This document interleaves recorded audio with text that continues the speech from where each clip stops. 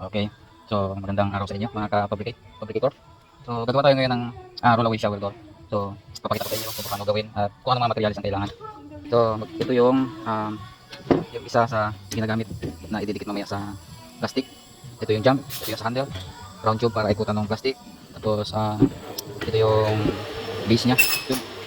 Tapos, ito yung release. Ito yung cover na lalagyan ng wiper kung tawagin. Tapos ito yung assembler table, ito yung plastic. So ito yung handle, ito yung para sa release, ito yung wheel at spring para sa roll. Ito yung kakapitan nya, ito yung lalagyan ng spring. So papakita natin mamaya.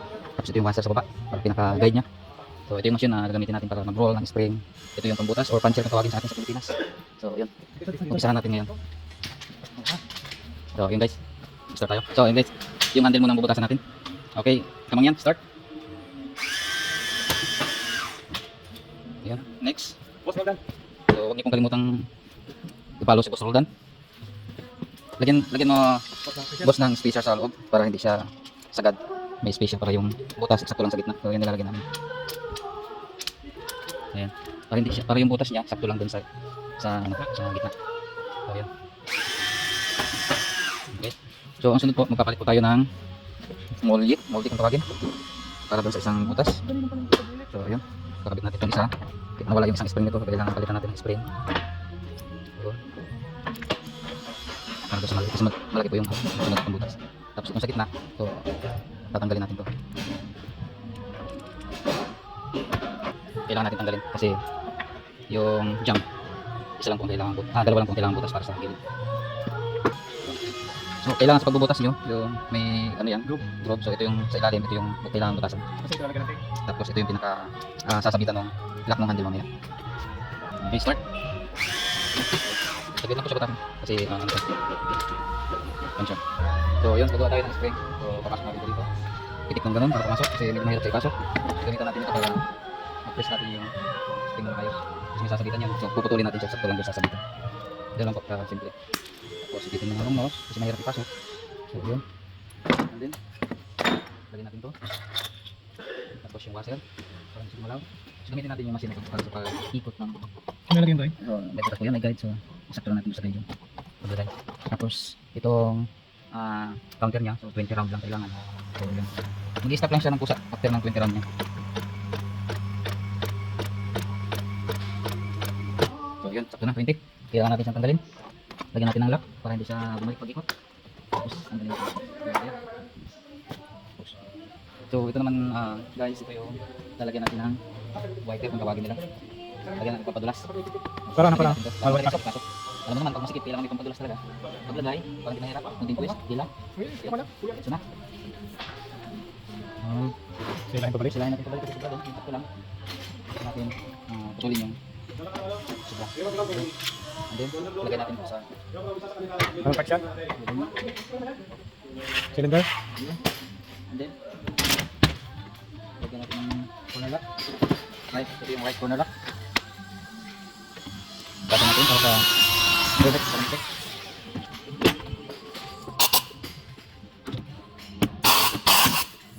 Yun. Kabilang side. Right. Corner lock. Ito lang din.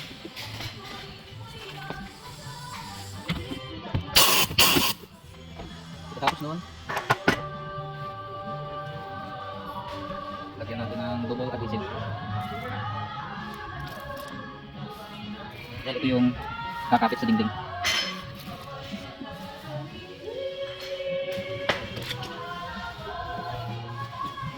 Sunod, ito, lalagyan natin yung yan.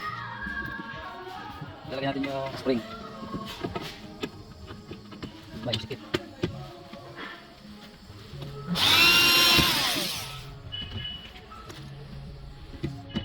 Matawag ko dyan?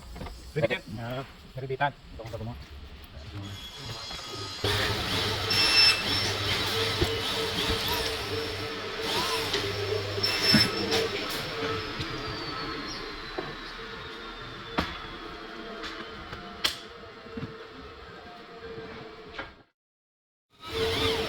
Yun. Pagkatapos lagyan ng spring saka lock sa kabilang side, ready na siya. Talagyan natin ngayon ng tape. Double adhesive tape. Ayun lang, no? Pero yung tape. Kung kayo mong imang yan, ikaw bang yan? Pasensya na po at yung kwan ay trini po ito. Pasmado. Pasmado po ang kamay ni Kamang yan. Next po, puputulan natin ng release. Ang sukat po niya ay 865. So, 865 yun ang standard. So, enter. Okay.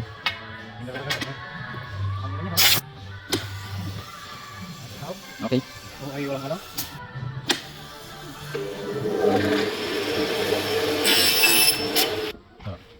Lagyan ng lock sa gilid para sa jump.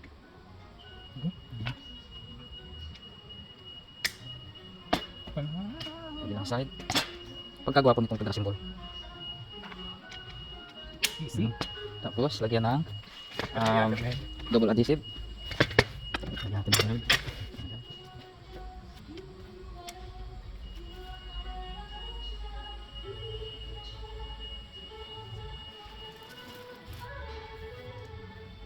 Ganun po ang paglalagay ng adhesive sa jump. Kailangan pantay po siya magkabilang gilid para hindi siya lumabas. So, sunod natin yung plastic. Ito siya. Ang sukat nito, kasing haba lang din ng round tube. Ito ang standard. Ito yung haba niya, ibig sabihin ito yung height niya. Ito yung standard size ng height. Tapos yung lapad niya, yun din yung standard ng lapad.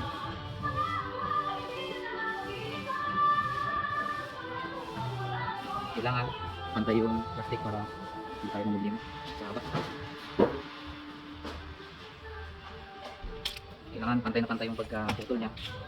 Hindi pwedeng bako. Saka pala ito yung gulong niya, wheel guide, handle.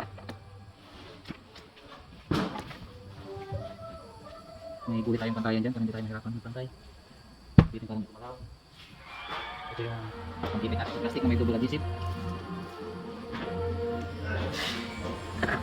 Pantay siya. May gulit din tayo sa pantayan para hindi tayo magidaw. So, atin natin ilagay, dumikit na siya sa plastic. Sulat natin ito. Para ilagay natin yung kabitan ng handle. Lock natin yung handle sa ilalim ng kabit. Tapos, yun. Lagyan natin ng screw para kumapit yung wheel. Pagka-lock, luwagan natin konti para yung gulong wheel maglaro. Ayan din sa kabila. Pero yung sa gitna kailangan mahigpit. Kasi handle yun eh. Pero yung handle niya. Yan, handle ito naman yung gulong. Kailangan luwagan siya para maglaro. Ayan. Kailangan ko.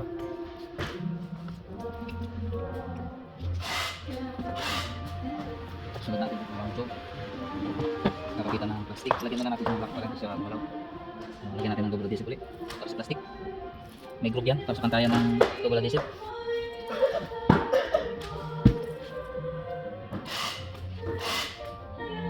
Kailangan huwag siyang lumabas sa group niya.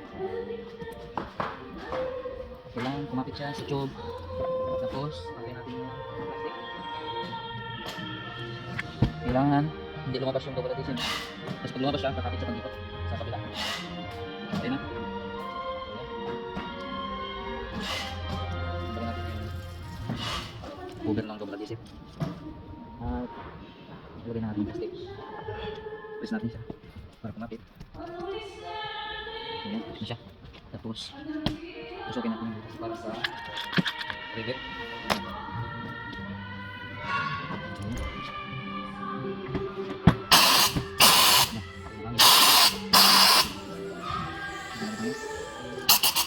Tigas.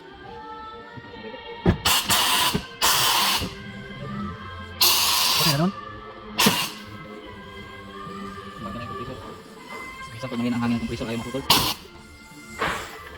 Tapos lagyan natin itong lubricante pampadunas para hindi sumagas pang umikot. Ganun din sa kabilang port.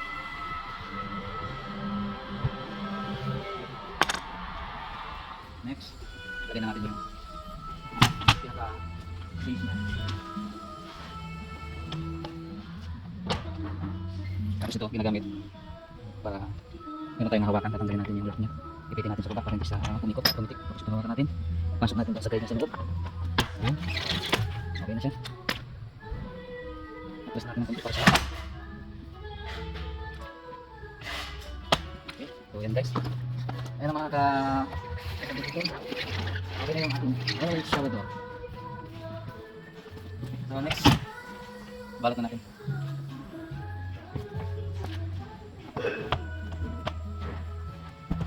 Ilisan din natin siya para mawala yung dumi or alikamo.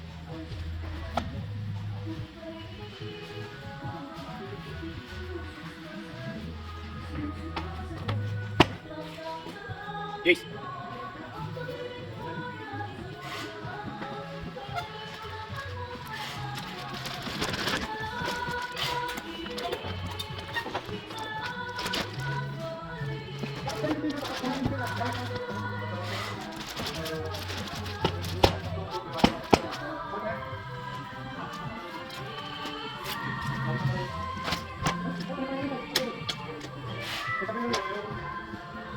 So huwag natin kalimutan lagyan ng instruction manual para yung mga install meron silang susundan.